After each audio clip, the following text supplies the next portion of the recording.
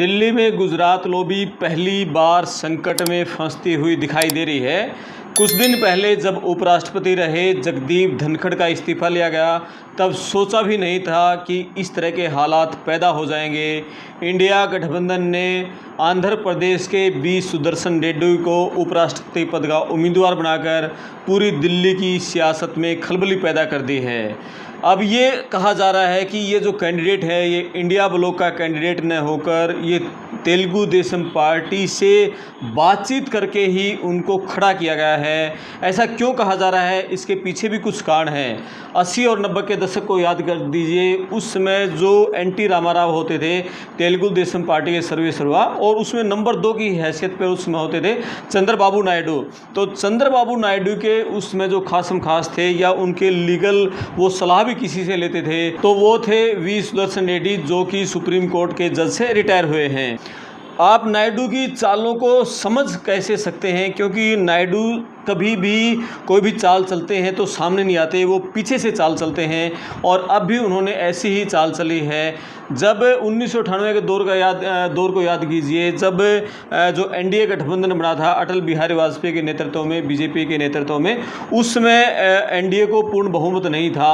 तब सुरजीत सिंह के बगल में बैठे थे, संयुक्त मोर्चा के जो अध्यक्ष थे सुरजीत सिंह, उनके बगल में बैठे थे नायडू। लेकिन सौदा कहाँ चल रहा था, बातचीत उनकी चल रही थी अटल बिहारी वाजपेयी और जॉर्ज फर्नांडिस से।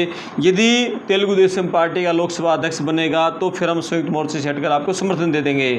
और उस समय ये कहते हैं कि पीए संगमा के साथ लगभग बातचीत फाइनल हो गई थी और उनको बधाई भी दे दी थी पार्टी ने, मदन लाल खुराना ने, और अगले लोकसभा अध्यक्ष के लिए। लेकिन तेलुगु देशम पार्टी से रातों रात बातचीत हुई जॉर्ज फर्नांडिस की और अटल बिहारी वाजपेयी की सीधे, और उन्होंने कहा कि यदि अध्यक्ष तेलुगु देशम पार्टी का होगा तो फिर हम समर्थन देने के लिए तैयार हैं। ऐसा ही हुआ और सुरजीत सिंह देखते रह गए, पूरे देश का जो संयुक्त मोर्चा था विपक्षी गठबंधन देखता रह गया और तेलुगु देशम पार्टी के बाल योगी लोकसभा के अध्यक्ष बन गए।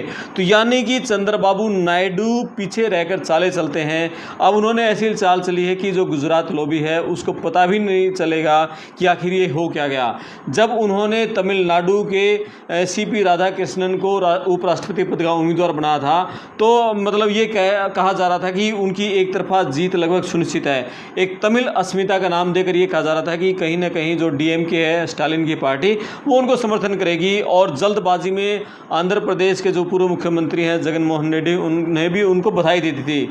लेकिन ऐसी चाल इंडिया गठबंधन ने चल दी है कि अब जगन मोहन रेड्डी और जो वाईएसआर कांग्रेस के चंद्रशेखर, बीआरएस भारत राष्ट्र समिति, अब उसको कहें पवन कल्याण की पार्टी, और साथ में जो तेलुगु देशम पार्टी चंद्रबाबू नायडू, अब तेलुगु अस्मिता के नाम पर, तेलुगु आत्मसम्मान के नाम पर अब इनको मजबूरी हो गई है इनकी कि इनको बी सुदर्शन रेड्डी के साथ खड़ा होना पड़ेगा। और एक और बात बता दें कि दक्षिण में जो राजनीति है, अब तमिलनाडु में जो राजनीति है वहाँ मुद्दा आधारित राजनीति होती है, व्यक्ति आधारित राजनीति नहीं।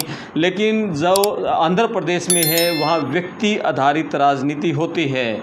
क्योंकि आप उस दौर को याद कीजिए, 1991 का वो दौर जब पीवी नरसिम्हा राव को प्रधानमंत्री बनना था। 232 के आसपास कांग्रेस को सीटें मिली थी, पूर्ण बहुमत नहीं मिला था।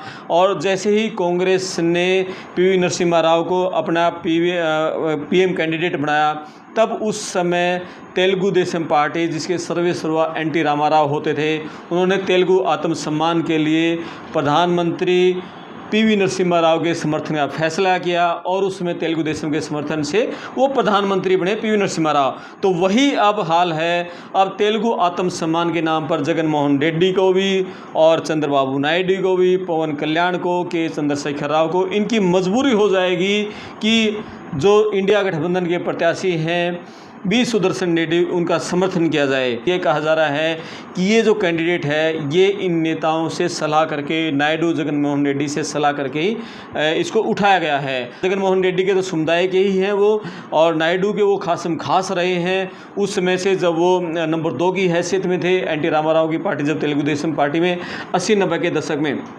एक और उदाहरण आप लीजिए, इससे पहले की हम बात करें 2007 में जब राष्ट्रपति पद का उम्मीदवार बीजेपी ने, एनडीए ने भैरव सिंह शेखावत को बनाया था, तो उस समय बाल ठाकरे ने भैरव सिंह शेखावत का समर्थन कर दिया था, शिवसेना ने। लेकिन जब कांग्रेस ने प्रतिभा पाटिल को कैंडिडेट बनाया राष्ट्रपति का, तो उस समय तुरंत बाल ठाकरे पलटी मार गए और उन्होंने महाराष्ट्र अस्मिता के नाम पर प्रतिभा पाटिल के समर्थन करने का फैसला लिया।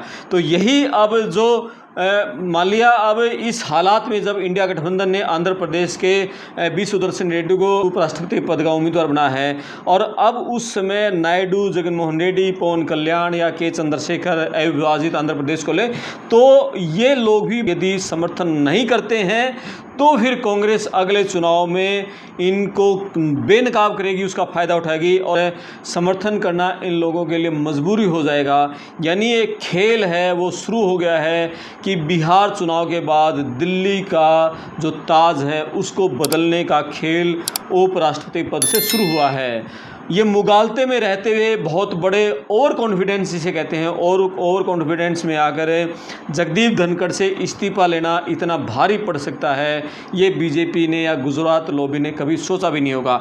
एक उदाहरण आप और देखें, 1969 की बात है। कांग्रेस के राष्ट्रपति पद के जो अधिकृत कैंडिडेट थे वो नीलम संजीव रेड्डी थे, लेकिन विपक्ष के जो कैंडिडेट थे वो वीवी गिरी थे। और उस समय इंदिरा गांधी ने रेडियो पर आकर, ऑल इंडिया रेडियो पर आकर ये कहा था कि अंतरात्मा की आवाज़ पर ही वोट दें।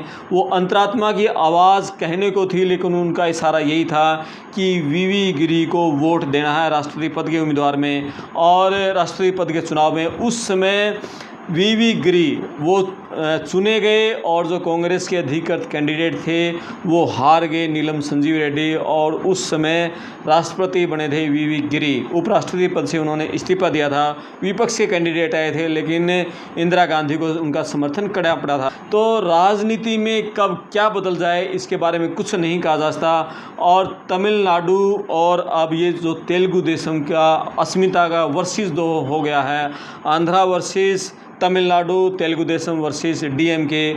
और हमने पहले बता दिया कि जो आंध्र प्रदेश में व्यक्ति आधारित राजनीति है और तमिलनाडु में मुद्दा आधारित राजनीति है, और वहाँ पर वो एक पॉलिटिकल पार्टी के कैंडिडेट रहे हैं, 2 बार के वहाँ सांसद रहे हैं सीपी राधाकृष्णन ने, और वो बीजेपी के वहाँ के प्रदेश अध्यक्ष रहे हैं, तो वो उनके धुर विरोधी रहे हैं वहाँ। इसलिए अस्मिता का कोई मुद्दा नहीं रहेगा, क्योंकि वो इनके पहले से विरोधी रहे हैं, और 2 बार सांसद बने हैं, तो दोनों बार ही वो जयललिता या डीएमके के समर्थन से ही बने हैं। उनका खुद का कोई इतना वजूद नहीं था। हालांकि वो उस समय से बीजेपी में सक्रिय थे, तब वहाँ उनका कोई नाम लेवा नहीं था, लेकिन वो अकेले बीजेपी ने वहाँ चुनाव नहीं लड़ा। दोनों बार यदि वो किसी की समर्थन से बने तो वो डीएमके के स्टालिन से, करुणानिधि से या फिर जयललिता के समर्थन से बने। अब बीजेपी ने जो दांव चला था सीपी राधाकृष्णन को, वो उसका बुरी तरह से फेल होता दिख रहा है, क्योंकि यहाँ पर जो 11 सदस्य हैं जगनमोहन रेड्डी के, और 18 हैं तेलुगु देशम पार्टी के, 2 पवन कल्याण के हैं जनसेना के, बीआरएस के चंद्रशेखर के 4 राज्यसभा में हैं। तो इन्हीं को हम जोड़ दें, उधर से बीजू जनता दल के हैं 6 राज्यसभा में। तो इससे चलते यही एकजुट हो गए यदि बी सुदर्शन रेड्डी के पक्ष में, तो फिर समझ ले कि जो आपके बीजेपी के कैंडिडेट हैं उनको, सीपी राधाकृष्णन को उपराष्ट्रपति पद के चुनाव में बुरी तरह से मात खानी पड़ सकती है।